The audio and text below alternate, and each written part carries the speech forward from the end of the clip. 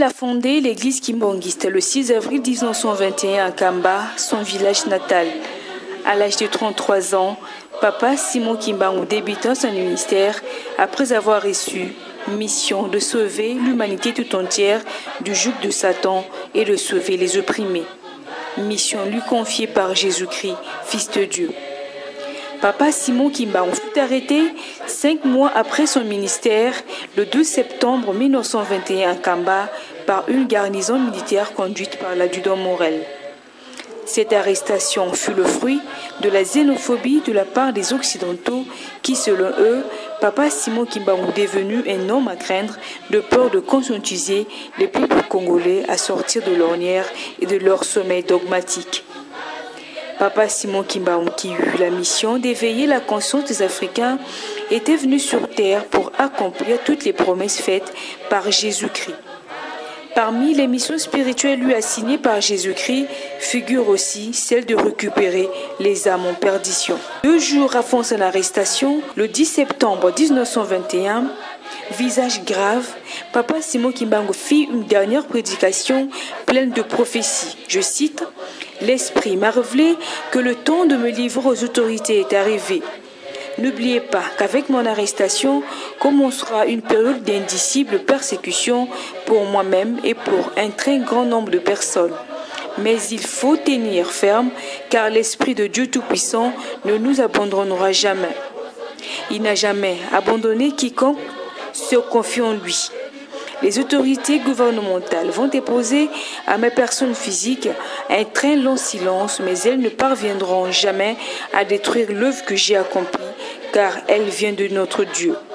Certes, ma personne physique sera soumise à l'humiliation et à la souffrance, mais ma personne spirituelle se mettra au combat contre les injustices semées par les peuples du monde des ténèbres qui sont venus nous dominer en utilisant les colonisateurs. » Papa Simon Kimbangu poursuivit son discours en disant « J'ai été envoyé pour libérer le peuple du Congo et tous les hommes noirs du monde entier.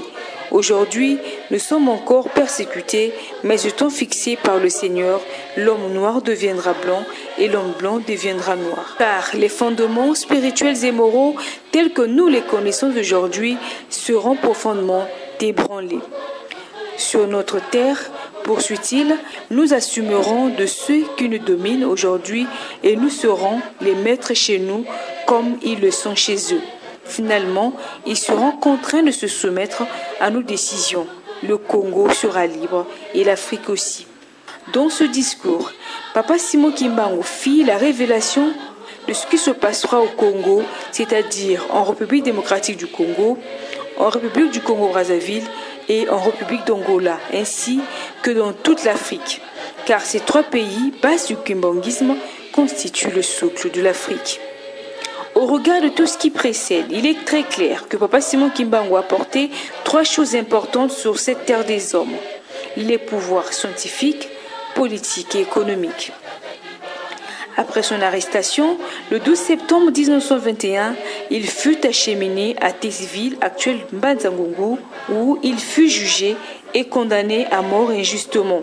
Papa Simon Kimbangu fut transporté à Elisabethville, actuelle Lubumbashi.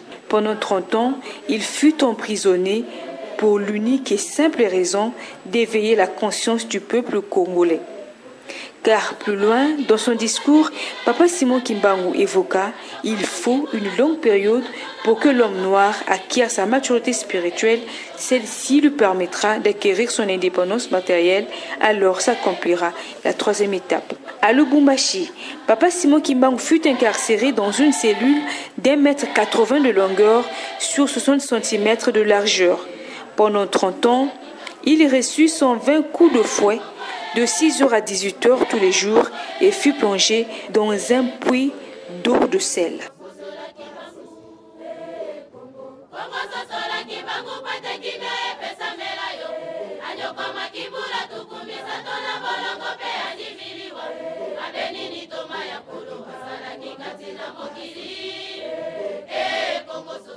Après sa mort, le 12 octobre 1951, son fils cadet, Papa Joseph Tanguy Nkountima, prend la place du premier chef spirituel de l'église kimbanguiste.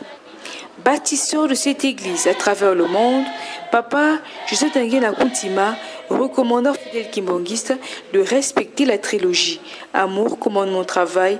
À cela s'ajoutent les 10 commandements de Moïse, Exode chapitre 20, versets 1 à 17. Papa Ndangena Kuntima ajouta 2 préceptes de l'église kimbonguiste, dont le premier, respecter et obéissez l'autorité établie par Dieu, car toute autorité vient de Dieu. Le deuxième, respecter les préceptes divins. Comme le dit Jésus-Christ à ses disciples, rendez à César ce qui est à César et à Dieu ce qui est à Dieu.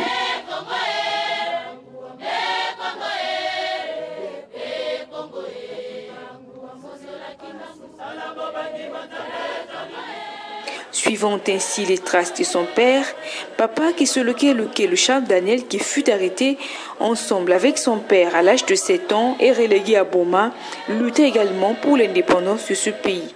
L'histoire nous le confirme. Il participa à la table ronde ensemble avec Emery Patrice Lumumba pour l'acquisition de l'indépendance le 30 juin 1960. Quant à Papa Ndangena Kuntima, il remit une caution de 4 000 francs congolais à l'avocat Maître Croquet pour l'obtention de l'indépendance de la RDC, l'argent qu'il perçut comme décompte final après sa démission le 20 mai 1947 en tant que chargé de finances au Rwanda-Burundi. Papa Kisoloke Lukelo a travaillé au premier gouvernement de la République comme ministre de l'Emploi et de la Prévoyance sociale. Il fut actionnaire dans plusieurs entreprises, notamment Covadis, Utex Africa, pour ne citer que celle-là. C'est lui l'initiateur de l'INPP, Institut national de préparation professionnelle.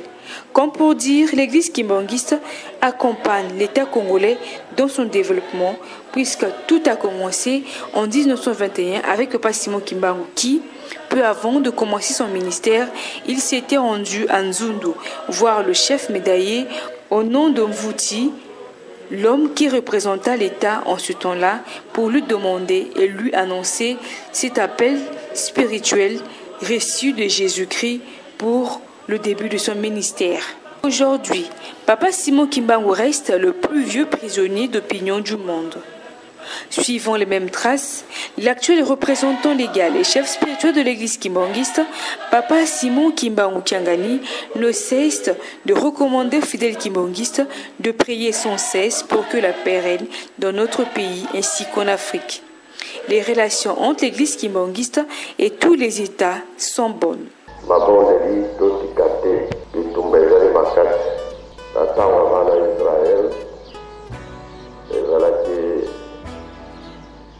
Vis-à-vis na mituki na biloko ya mabe Moïse soki atomboli maboko bazambolonga soki ekiti bandeko kweyisa bango biso bakoko etongwana na ndenge ya mabonde eze yango kitabe ya komata makate ozozangisa te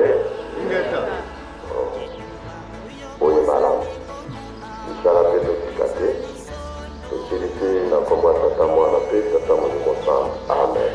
Nkamba, la Nouvelle-Jérusalem, siège international de l'église kimbonguiste, accueille tous les peuples du monde, à l'exemple d'une délégation brésilienne conduite par la députée fédérale Benedita da Silva, arrivée à Nkamba au mois de juillet.